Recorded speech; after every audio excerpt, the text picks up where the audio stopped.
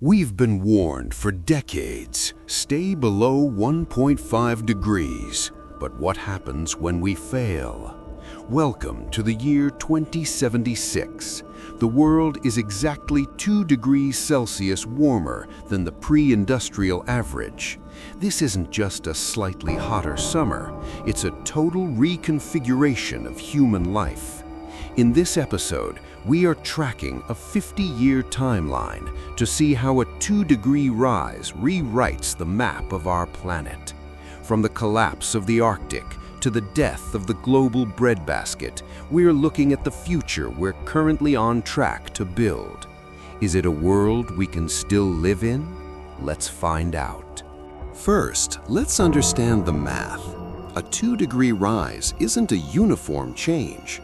While the oceans might warm by 1.5 degrees, the centers of our continents, where we live and grow food, can heat up by 4 or 5 degrees. Think of it as a biological fever. When your body temperature rises by 2 degrees, you don't just feel warm, your systems begin to fail. The Earth is no different. We are currently adding CO2 to the atmosphere at a rate that makes this 50-year timeline a statistical probability, not a distant maybe. The tipping points are already beginning to wobble. The first 5 years are characterized by one word: chaos. The 100-year flood now happens every 3 years. Insurance companies are the first to panic, pulling out of coastal regions and fire-prone forests. You'll notice it first at the grocery store. Prices for coffee, chocolate, and wine skyrocket as traditional growing regions face unprecedented flash droughts. This is the era where the climate crisis stops being a political debate and starts being a line item in your monthly budget. The normal we once knew is officially dead. By year 10, we witnessed the first major tipping point, the Blue Ocean event. For the first time in human history, the Arctic is ice-free in the summer. This creates a vicious feedback loop. The white ice, which used to reflect 90% of solar energy back into space, is replaced by dark ocean water that absorbs 90% of that heat. The Earth's air conditioner is broken. As the North warms, the jet stream, the river of air that dictates our weather, begins to meander like a drunken sailor, locking heat waves over cities for months at a time. While we feel the heat on land, the oceans are absorbing 90% of the excess warmth. By year 15, we lose the coral reefs. At 2 degrees, 99% of tropical corals are projected to die off due to bleaching. This isn't just about pretty snorkeling spots. It's the collapse of the nursery for 25% of all marine life. Billions of people who rely on the sea for protein face a nutritional crisis. The ocean isn't just getting warmer, it's getting more acidic, dissolving the shells of the tiny plankton that form the base of the entire global food chain. 2 decades in, the global food map is redrawn. The traditional breadbaskets, the U.S. Midwest, Ukraine, and the North China Plain face multi-breadbasket failures. Simultaneous droughts hit the world's wheat and corn supplies. In response, nations begin food protectionism, banning exports to feed their own citizens. Agriculture moves north into the melting permafrost of Siberia and Canada, but the soil there isn't ready for crops. We're learning the hard way that you can't just move 1,000 years of topsoil overnight. By year 25, water is more valuable than oil.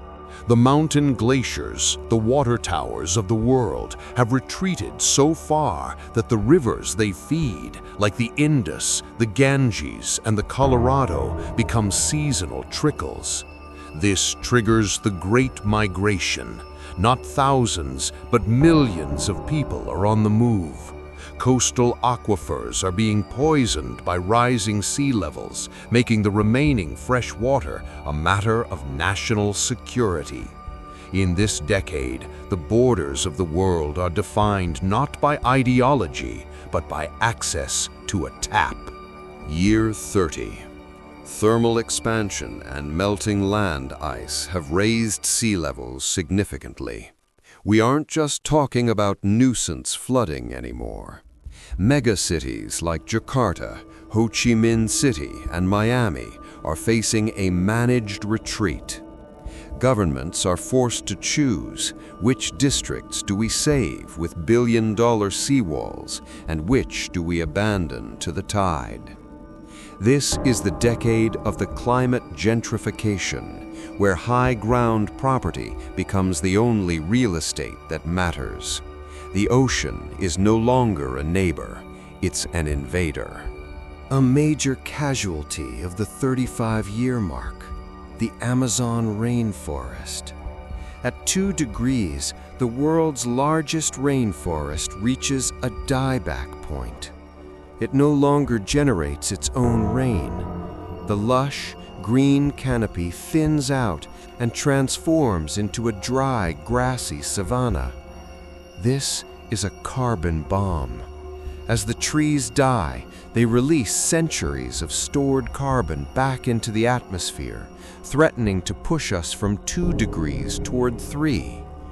The lungs of the planet have developed pneumonia, and the world's biodiversity takes a hit from which it may never recover. By year 40, the global economy has fundamentally shifted. The traditional model of infinite growth has collapsed under the weight of climate adaptation costs. Trillions of dollars have diverted every year just to repair infrastructure destroyed by superstorms. But there is a new economy emerging, the restoration economy. Carbon capture, geoengineering, and synthetic biology become the biggest industries on Earth. We are no longer spending money to get ahead, we are spending money just to stay in place. This is the era of extreme survivalism at a corporate scale. We've reached the final decade of our timeline. Humanity has proven incredibly resilient.